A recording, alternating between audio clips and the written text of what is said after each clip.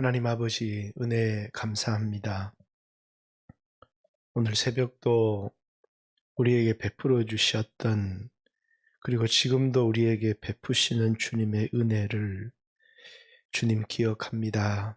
하나님 아버지 세상에 썩을 것을 위해서 살다가 다 허비할 그런 인생들이었지만은 불러서 주여 값진 것 알게 하시고 영원한 것 알게 하시고 복음을 위해서 살도록 저희들 불러주신 거 하나님 너무나 감사합니다. 오늘에 주어진 이 한 날도 헛되이 살지 않게 하여 주시고 주님의 부르심을 따라 살 수 있도록 또 한 걸음 한 걸음 앞서가신 그 주님의 길을 걸어갈 수 있도록 비록 제자의 길을 걸어가는 것이 험한 길이고 대가를 지불한 길이지만은 우리 모두에게 주여 이 길을 걸어갈 수 있는 믿음도 주시고 용기도 주시기를 원합니다. 세상은 주여 보이는 것을 쫓아 살아가지만 주여 우리의 믿음의 눈, 영의 눈을 밝혀 주셔서 하늘에 있는 영원한 것에 대한 소망을 깨닫게 하여 주시고 주여 이 세상에서 주님을 바라보고 따라갈 수 있는 그런 제자들 되게 해주시고 오늘 한 날도 이 제단에 속한 사람들을 위해서 주여 기도합니다. 주님의 은혜를 베풀어 주시고 하나님 아버지 자녀들을 위해서 기도합니다. 주님이 이 세상에 물들지 않도록 이 세상에 빠지지 않도록 우리의 자녀들을 지켜주시고 무엇보다도 성령을 주셔서 주 예수 그리스도를 만나고 깨닫고 그리고 주를 위하여 살아가는 우리 자녀들 될 수 있도록 하나님 축복하여 주시옵소서. 하나님 감사합니다. 예수님 이름으로 기도 올리옵나이다. 아멘. 누가복음 14장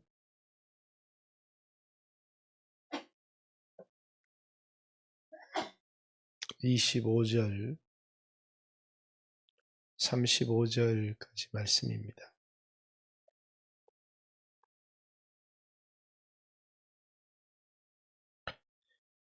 수많은 무리가 함께 갈새 예수께서 돌이키사 이르시되 물은 내게 오는 자가 자기 부모와 처자와 형제와 자매와 더욱이 자기 목숨까지 미워하지 아니하면 능히 내 제자가 되지 못하고 누구든지 자기 십자가를 지고 나를 따르지 않는 자도 능히 내 제자가 되지 못하리라. 너희 중에 누가 망대를 세우고자 할진대 자기의 가진 것이 준공하기까지 족할는지 먼저 앉아 그 비용을 계산하지 아니하겠느냐. 그렇게 아니하면 그 기초만 쌓고 능히 이루지 못하면 보는 자가 다 비웃어 이르되 이 사람이 공사를 시작하고 능히 이루지 못하였다 하리라. 또 어떤 임금이 다른 임금과 싸우러 갈 때에 먼저 앉아 1만 명으로서 저 2만 명을 거느리고 오는 자를 대적할 수 있을까 헤아리지 아니하겠느냐. 만일 못할 터이면 그가 아직 멀리 있을 때에 사신을 보내어 하친을 징할지니라. 이와 같이 너희 중에 누구든지 자기의 모든 소유를 버리지 아니하면 능히 내 제자가 되지 못하리라. 소금이 좋은 것이나 소금이 만일 그 맛을 잃으면 무엇으로 짜게 하리요. 땅에도 거름에도 쓸데없어 내버리느니라. 들을 귀가 있는 자는 들을지어다 하시니라. 아멘. 예루살렘으로 십자가를 지러 가시는 길에 있었던 일들을 계속 기술하고 있습니다.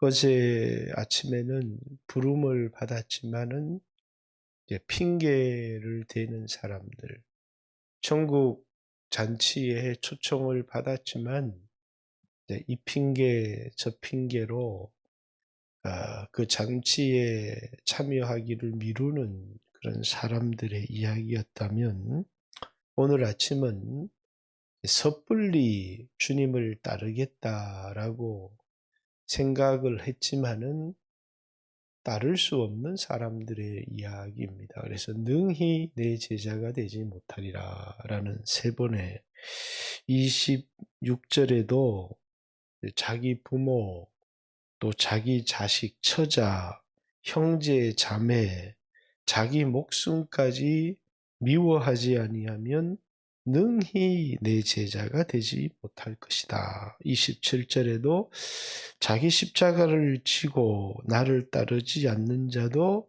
능히 내 제자가 되지 못할 것이다. 33절에도 이와 같이 너희 중에 누구든지 자기의 모든 소유를 버리지 아니하면 능히 내 제자가 되지 못하리라. 이렇게 능히 내 제자가 되지 못하겠다. 많은 무리들이 예수님이 가시는 것을 보고 따라가나 그들 대부분이 예수님의 제자가 되지 못할 거다. 이렇게 예수님이 말씀하시는 거죠. 왜? 하면 그들은 섣불리 영광을 얻기 위하여 따라가지만 제자가 되기 위해서 이제 치러야 될 대가가 있는데, 자기들이 치러야 될 대가에 대해서는 아무것도 생각하지 않는 사람들이기 때문에 예수님이 능히 내 제자가 되지 못하리라. 그래서 중간에 두 가지 비유를 넣어 놓았습니다. 제자가 되는 것과는 별로 상관이 없는 그런 비유인 것 같으나 이제 비용을 계산해야 한다라는, 망대를 짓는 사람이, 오늘 우리로 얘기하면 망대가 뭔지 잘 모르니까 건물을 짓는 사람이 10억짜리 건물을 지으면서 돈을 1억밖에 갖고 있지 않으면서 그 건물을 시작했다라는 것은 어리석다는 거죠. 그 건물을 짓기 위해서 자기가 가진 돈이나 은행에서 빌릴 수 있는 돈을 다 계산해서 10억을 맞출 수 있는가가 되어야 건물을 완공할 수 있지 않느냐. 건물을 완공하지 못하면 사람들에게 비웃음만 될 뿐이고 거기 살 수도 없고 세를 줄 수도 없다는 것이죠. 그래서 자기가 가진 돈으로 망대를 완공할 수 있는지를 계산하고 시작하지 않겠느냐. 또 이제 전쟁을 하는 것도 마찬가지죠. 내가 1만의 군대가 있는데 이제 2만의 군대와 맞서서 싸워야 될 때 이 전쟁에 승산이 있는가를 먼저 생각해 보지 않겠느냐는 것이죠. 1만으로 2만을 이길 수 있습니다. 좋은 작전과 지형만 있으면 능히 대적할 수 있겠다, 방어할 수 있겠다라면 싸우겠지만 이 전쟁에는 1%도 승산이 없다. 예를 들어서 이 10,000명의 숫자뿐만 아니라 여러 가지 가지고 있는 군사력, 또 군대의 사기, 우리가 가지고 있는 작전, 이런 모든 것을 검토해도 전혀 승산이 없다라는 계산을 하지 않겠느냐. 만약에 그런 계산이 나왔다면 이런 계산 없이 전쟁을 하는 게 아니라 계산이 나왔다면 내가 이길 것 같으면 싸우지만 이길 승산이 없으면 군대가 멀리 있을 때 사신을 보내어서 화친을 칭하는 것이 마땅하지 않느냐. 제자의 길을 들어서는 것도 마찬가지다라는 것이요. 계산이 필요하다는 겁니다. 내가 끝까지 예수님을 따라갈 수 있을까라고 하는 계산이죠. 많은 사람들이 예수님을 믿는다고 하면서 오늘날 이제 이 땅의 그리스도인들의 가장 큰 문제는 예수를 믿어서 병도 고치고 예수를 믿어서 부자도 되고 예수를 믿어서 문제도 해결하고 예수를 믿어서 잘 되는데 예수님을 믿고 예수님을 끝까지 따라가는데 지불해야 될 어마어마한 대가가 있다는 사실을 알지를 못하는 겁니다. 예수 믿어서 내가 이 세상의 부자가 되고 예수 믿어서 문제를 해결하고 예수 믿어서 잘 되고 그게 예수 믿는 것이 전부라면 이 세상에 예수 믿지 않는 사람이 아무도 없을 거다. 그러나 예수를 믿는다라고 하는 것은 이 세상에서 얻는 것보다 지불해야 되는 게 더 많다. 그럼 예수를 안 믿겠죠. 그런데 내가 얻는 것이 이 세상의 것이 아니고 영원한 것이라면 이 세상의 것을 능히 포기하고 버릴 수 있지 않겠느냐. 그러면서 이제 이 세상의 것들을 언급합니다. 이 부모, 그다음 이제 처와 자식들, 형제, 자매, 이것보다 예수를 끝까지 따라가서 내가 얻는 것이 더 많다. 이런 생각이 들어야 예수님 끝까지 따라가겠죠. 왜? 예수님 따라가다가 기꺼이 지불해야 될 대가들일 수 있기 때문이죠. 자기 십자가 이렇게 얘기했는데 오늘은 십자가를 사명으로 인식하지만 이 당시의 십자가는 형틀입니다.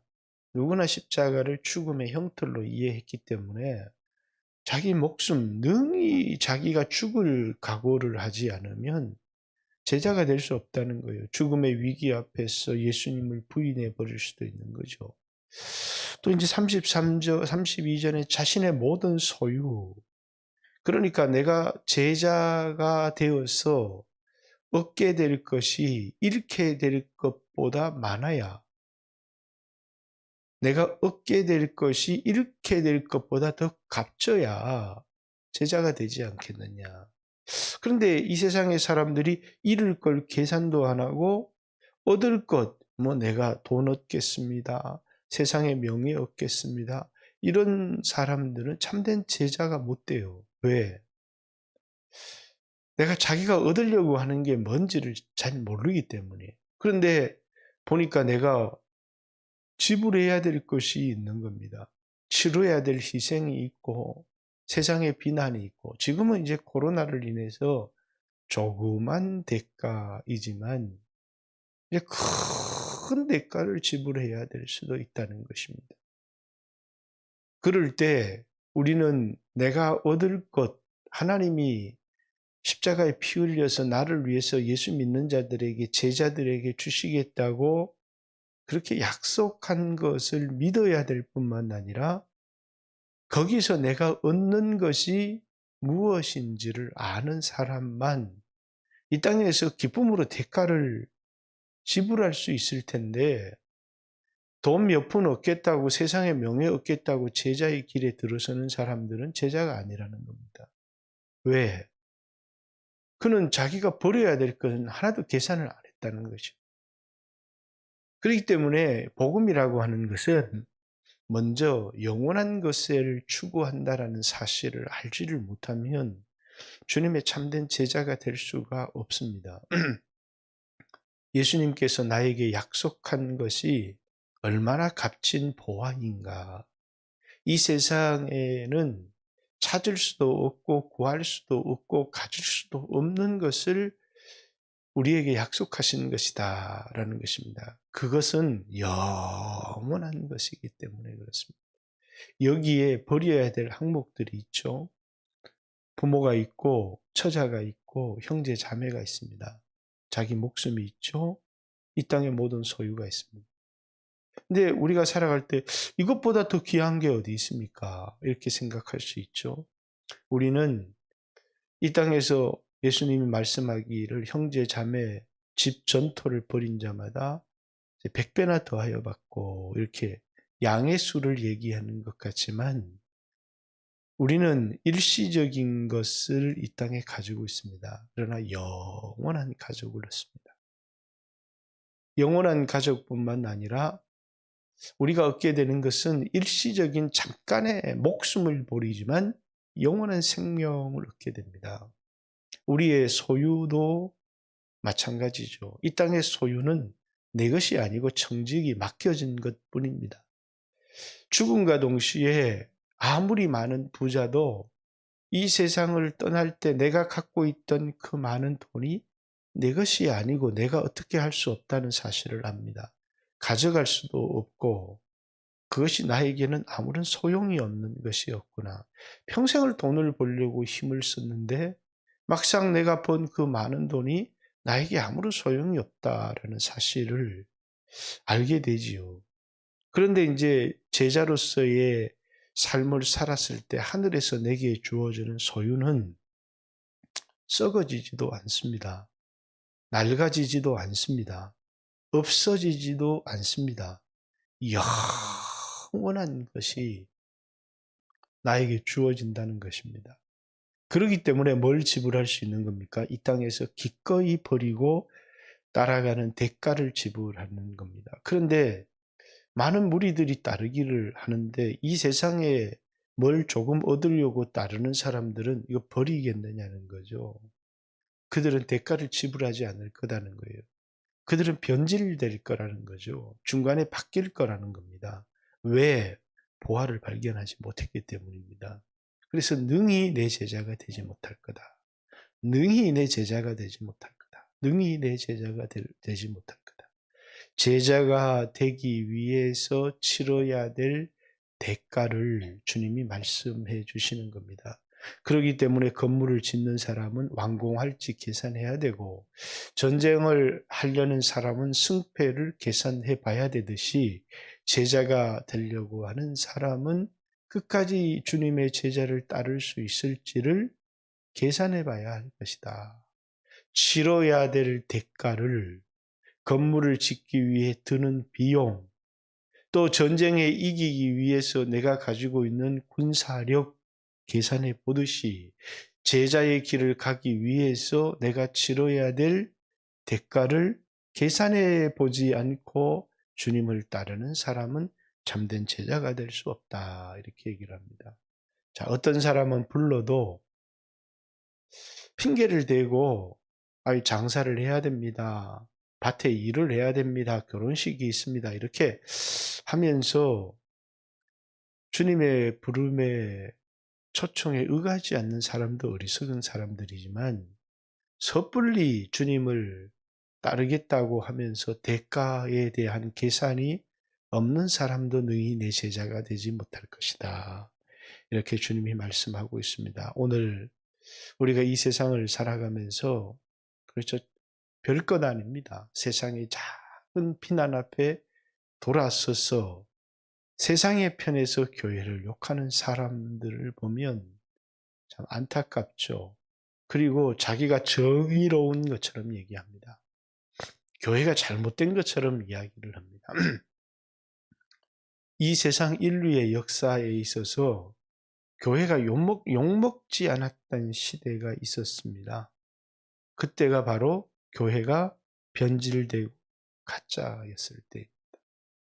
교회는 진리를 말하고 복음을 말하면 반드시 세상에 속한 마귀 사탄에 속한 사람들로부터 비난을 받게 되어져 있습니다.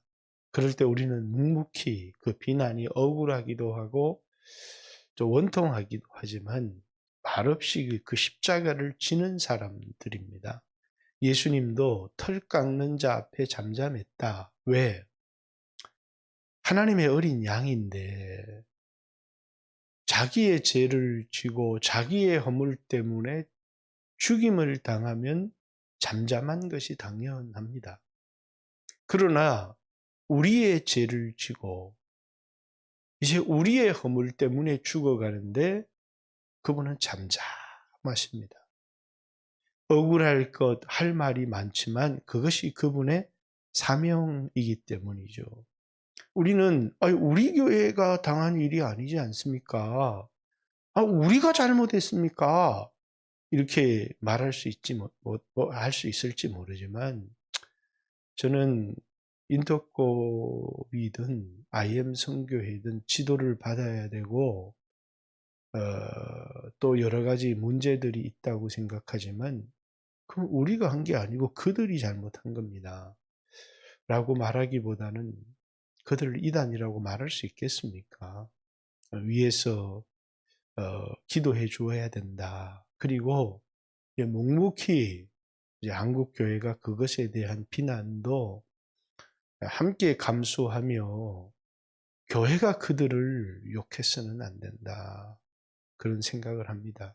위에서 함께 기도해야 되지 않을까. 함께 욕을 먹어야 된다면 비록 그들의 부족함 때문, 그들의 실수 때문이라고 할지라도 함께 욕을 먹고 함께 기도하고 이렇게 하는 것이 진정한 형제고 우리가 져야 될 십자가가 아닐까. 이게 좀 부담스러워서 벗어 던져버리고 싶은 이단이 그랬다. 그럼 우리가 져야 될 십자가는 아니죠. 그러나 좀 문제가 있기는 합니다. 그러나 그들이 이단이 아니다. 우리의 형제다.